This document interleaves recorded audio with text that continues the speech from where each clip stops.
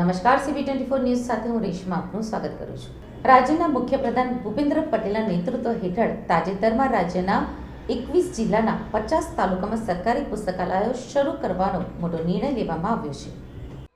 પુસ્તક વાંચનના મહત્વને ધ્યાનમાં રાખીને ગુજરાતના તત્કાલીન મુખ્યપ્રધાન અને દેશના વડાપ્રધાન નરેન્દ્ર મોદીએ ગુજરાતના લોકો માટે વાંચે ગુજરાત અભિયાનની શરૂઆત કરાવી હતી. તેમના કાર્યકાળ દરમિયાન ગુજરાતના તમામ પુસ્તકાલયોને ગ્રંથથી સમૃદ્ધ બનાવવાનું આયોજન કરવામાં આવ્યું હતું.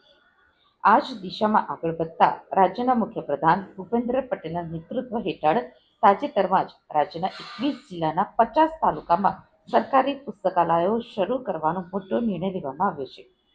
ઉલ્લેખનીય છે કે 6 સપ્ટેમ્બરે દર વર્ષે national read a book day એટલે કે રાષ્ટ્રીય પુસ્તક વાંચન દિવસ તરીકે મનાવવામાં આવે છે. આ દિવસનો ઉદ્દેશ વાંચનના આનંદની ઉજવણી કરવાનો છે અને લોકો વાંચનની પ્રવૃત્તિમાં રસ લેતા થાય તેને લઈ તેમને પ્રોત્સાહિત કરવાનો છે.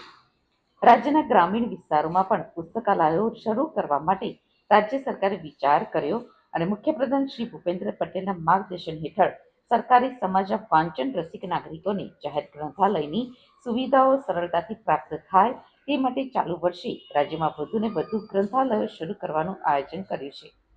ઉલ્લેખનીય છે કે રાજ્યની સ્થાપનાની લઈને આજ દિન સુધીમાં એક સાથે એક જ વર્ષમાં આટલી મોટી સંખ્યામાં ગ્રંથાલયને મંજૂરી આપવાનો આ ઐતિહાસિક નિર્ણય છે.